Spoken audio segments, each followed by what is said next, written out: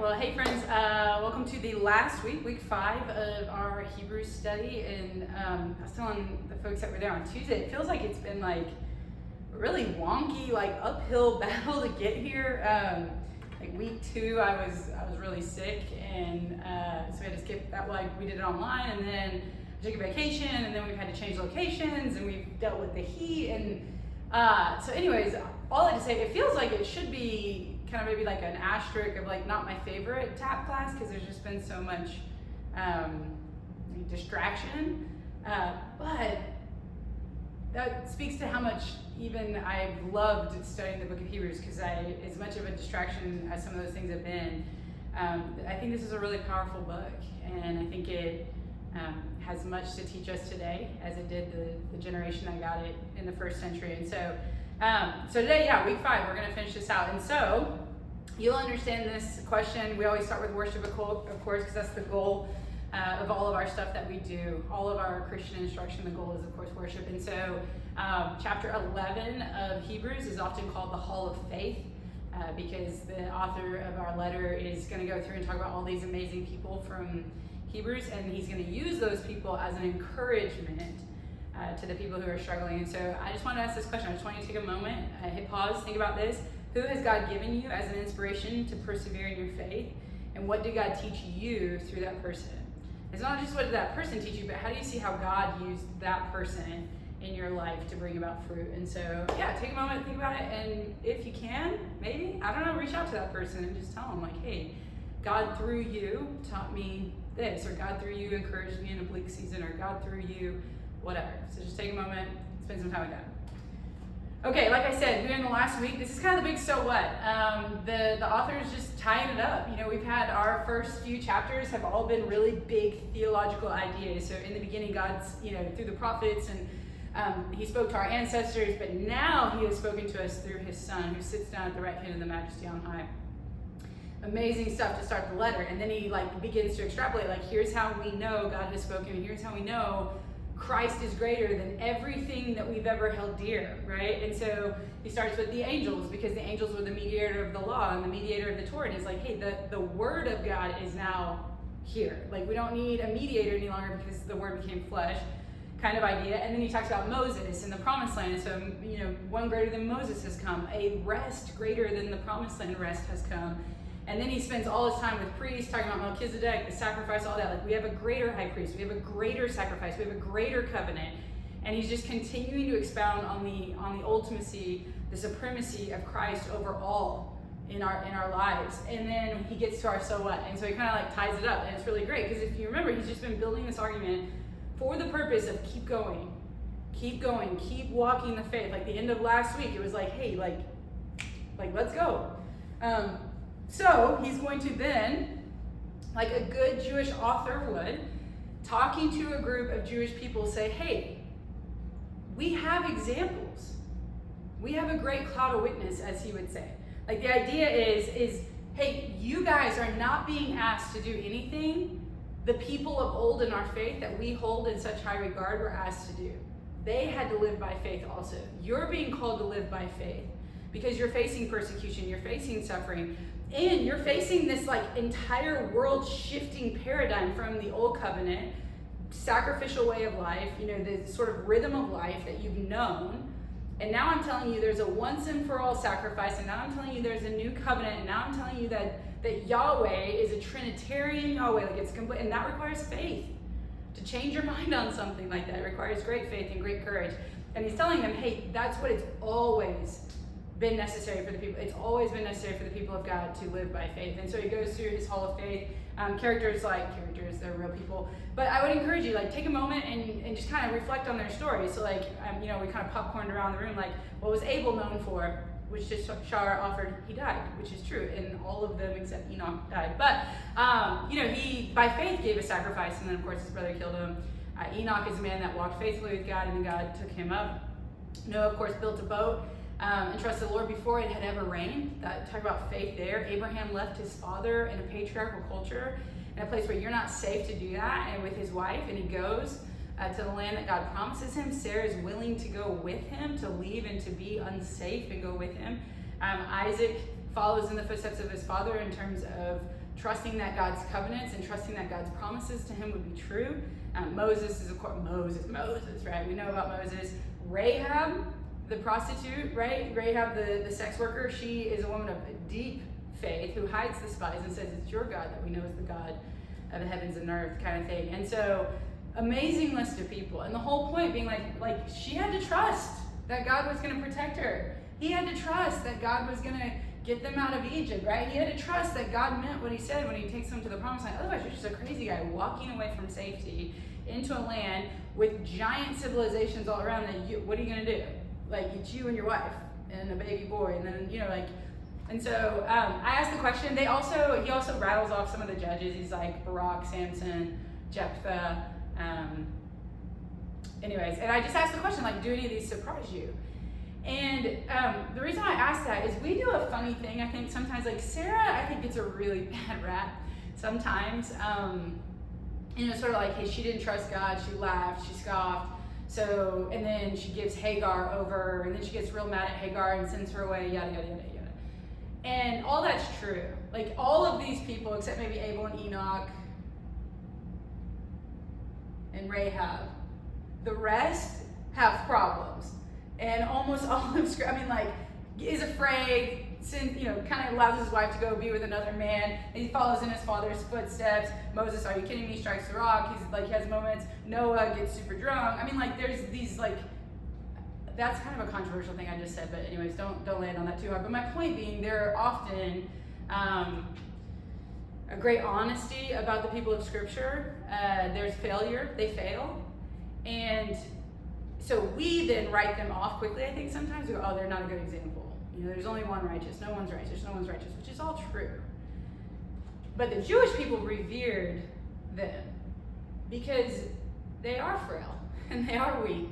And yet, he was willing to sacrifice his son, and she was willing to leave her homeland and go with him. And, he was willing to pursue what God had for him. He built the boat. You know what I mean? These are people of faith. And so, if you're too hard on the people of the Scriptures, you're too hard on yourself, I want to remind you, it's the object of your faith that saves you. It's not the strength of your faith. And we're frail people. We need help. And I know none of us would want our full stories in the Scriptures. But if it were, we could like them say, and yet look at how faithful God was to me, even in the moments when I was a little unfaithful or a lot unfaithful. So this example of these people, this is like, hey guys, remember, this has always been what God has called people into, is a life of faith.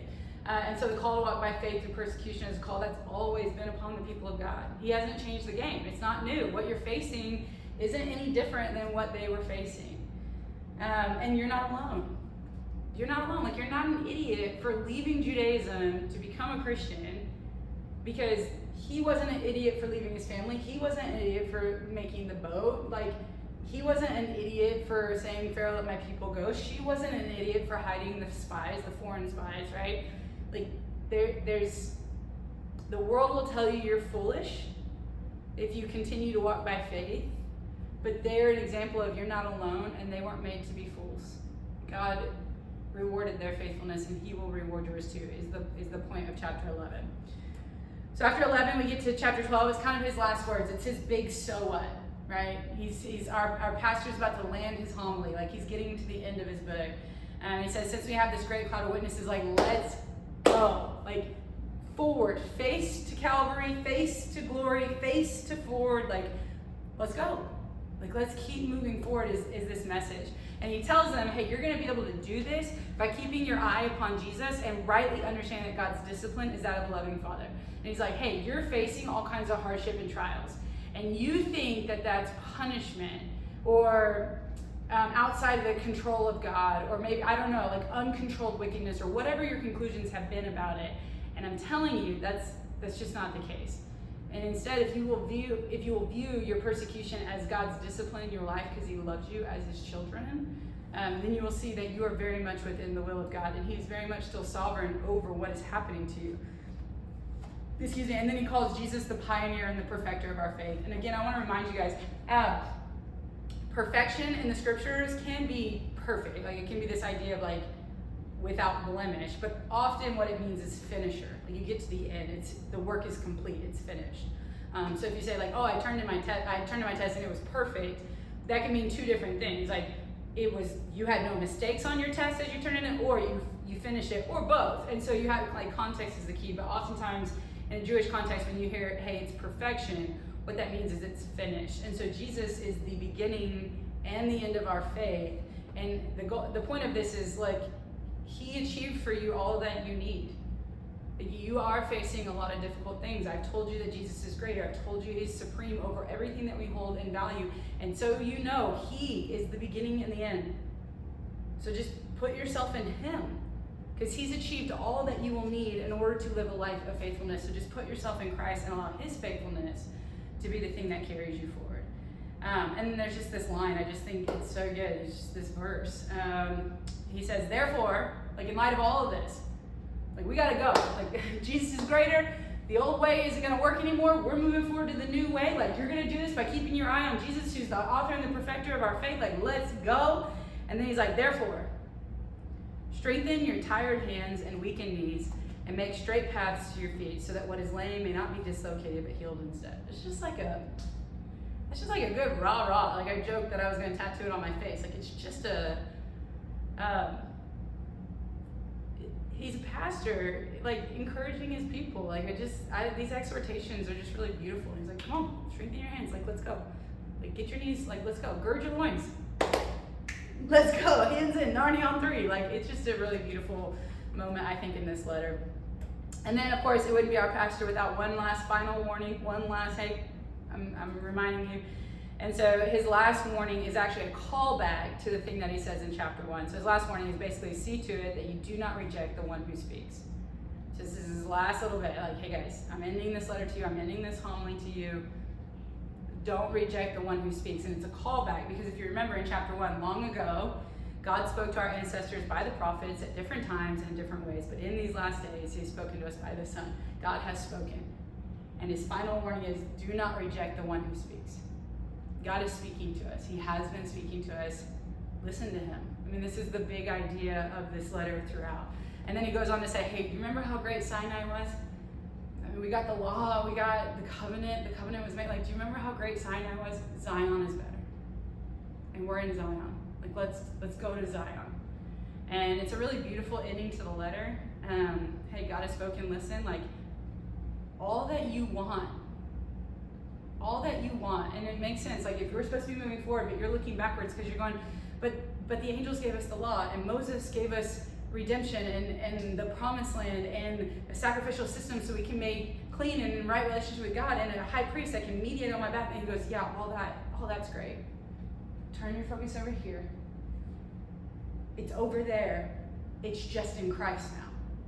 Don't go back to Sinai. Let's go to Zion. God is speaking. Listen. And that's the final warning of our book. It's really a beautiful warning, I think. And then, like any good pastor will do, he's like, oh, by the way, just a couple of loose ends here. It's sort of like a parent, like, I think it was Karen, who was like, it's a little bit like, just like parents' final instructions of like, hey, like, make sure you do these things. And so it's like a postscript. The homily's ended. It's ended really beautifully, I think, in chapter 12. He's like, oh, by the way, hey, like, make sure you keep your marriage beds free from defilement. Like, visit the prisoners. Make sure you're taking care of each other. And then he says, hey, don't forget to honor your leaders, which in an honor shame culture is a big deal. He's giving them a commendation, which is it's a big deal. And so, in other words, like, I have the authority to write y'all this letter and speak to you authoritatively, and I'm transferring some of that onto these leaders who are with you in the body, like presently with you. So follow them, listen to them, walk with them. And then he says, hey, Jesus Christ is the same yesterday, today, and forever.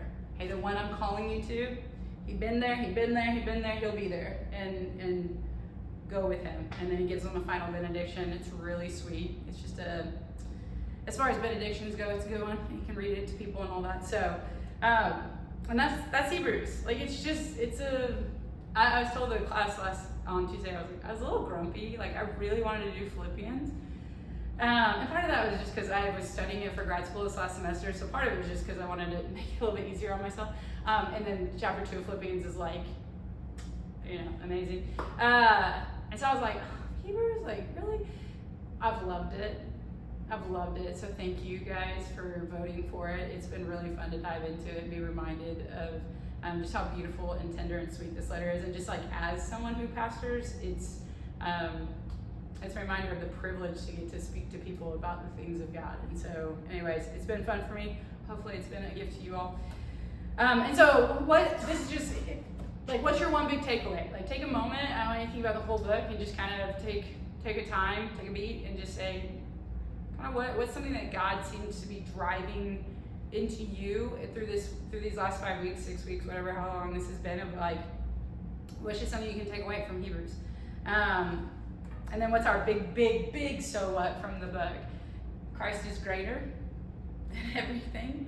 God has spoken, so listen to him. And then the past informs our present and gives us a sure hope of the future. All those things from the past, those aren't bad. The angel's amazing, Sinai amazing, Moses amazing, all that's amazing. And it informs how those who trusted God then were not put to shame. And so for those of us today who are facing whatever trials and tribulations we are, if we choose to walk with God and to listen and to trust Jesus, will not be put to shame like them either. And it informs the future of where we're going. It's a sure thing. And so, Hebrews is a book of great comfort to me, I think, and hopefully has been for you. Okay, we did a little final project, and I think it was I'm constantly amazed by y'all.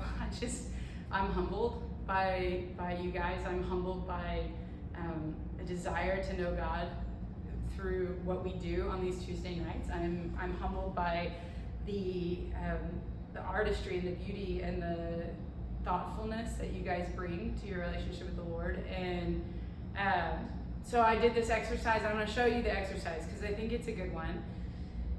Based on the fruit that we saw on Tuesday. It's pretty clear to me my class got it. You guys got it. And so if you weren't there on Tuesday, I think this is a good exercise, and I'd encourage you to do it because it kind of gets you into the mind of what the pastor was going through, and also gets you into the mind of who are the people you love and what do you want them to know. And it gets you a chance to consider Christ and how he's greater. And so here's what we did. I want you to pick an audience. So for Hebrews, it was first century Jewish folks who were facing persecution and were thinking about returning, right? It's that specific. Maybe in the Lycus Valley, I don't know, right? That was his audience. I want you to pick an audience of people you love. And it could be one person. It could be people you really don't know, just like a type of people, like, hey, like people who are struggling with X, right? Or whatever, like, or someone in your life, or one person cleverly picked themselves, which was really sweet. And so who's your audience? What's true about them? Like, jot this down. Like, what are they going through? What are they struggling with? What are they coming up against? What are they facing in life? What kinds of things would resonate with them, right? So the first century Jewish audience would not be getting the same letter as the first century Greco-Roman audience. You know, if you said to them, hey, Jesus is greater than Moses, they'd be like, who? Right? But for them, they're like, Moses? He's greater than Moses? Like, and so what kinds of things with your audience would resonate with them? What would track with them?